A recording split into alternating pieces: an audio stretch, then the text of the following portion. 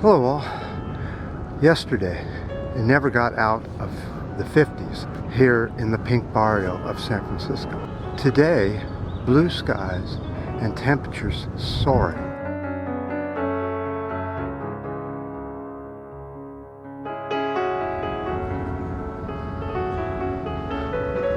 Well, that's better.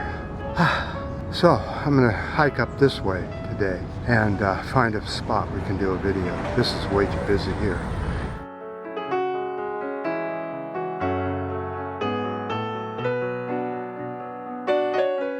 So we're going to discuss a few things when there's not emergency things happening, and this is one of those videos where we're going to get kind of caught up. Today it's injection wells, wastewater injection wells. They come in different classes. We're going to basically talk about class 2 and class 4. Now class 2 is mainly for oil and gas and other toxic waste other than radioactive. Class 4 is radioactive and very toxic waste. Alright, so what's been going on? Well, Florida in 1961 or thereabouts decided that they didn't know what to do with all their waste. They couldn't figure it out because it just ended up going into the ocean, whether it be a hurricane or whatever, or leaching from the ground because their ground rock is so porous it just basically can't hold back water and is ever-endingly flowing, so they can't put it on the land. So some brilliant idiot came up with the idea, hey, let's pump it way down in the ground. So back in 1961, Florida started pumping their waste, both their sewage and their semi-solid waste down into the ground, pumping it under great pressure. How far down?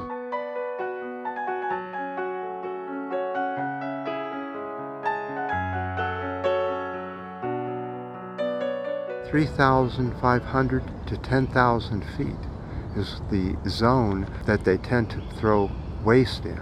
Now, the problem with this is, first of all, how far can you go with this? You're just pumping our planet full of toxic waste and radioactivity and stuff that isn't going to stay in the ground, no matter how deep you put it. If everything stayed in the ground, you would never see the dinosaur bones coming up or the mountains building or any of this. 10,000 feet, that's it. One small mountain building and that stuff's completely exposed to the public and the surrounding environment. But they think that it'll last long enough for their lifetime, so they don't have to worry about it.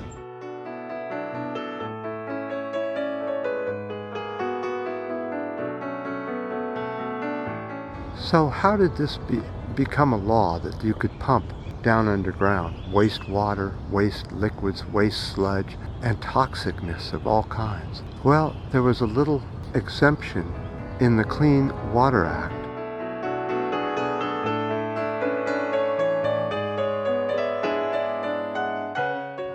Can't find a place anywhere.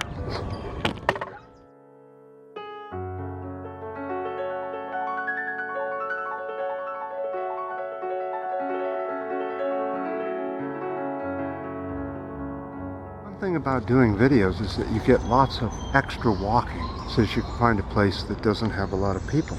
Do you know that this exemption for the Clean Water Act also includes aquifers, and there are some aquifers that oil and gas can now dump into? Can you believe that?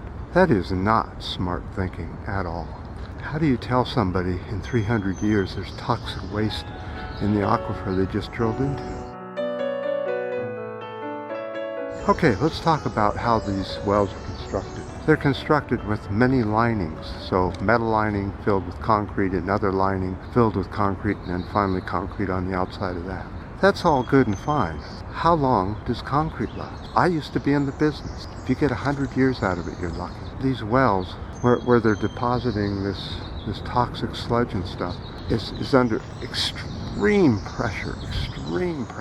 And once the concrete breaks down, and this stuff starts leaching back up, it's going to go not only into the lower aquifers, but it's going to make it up into the upper aquifers. You know, humans are not thinking long term at all.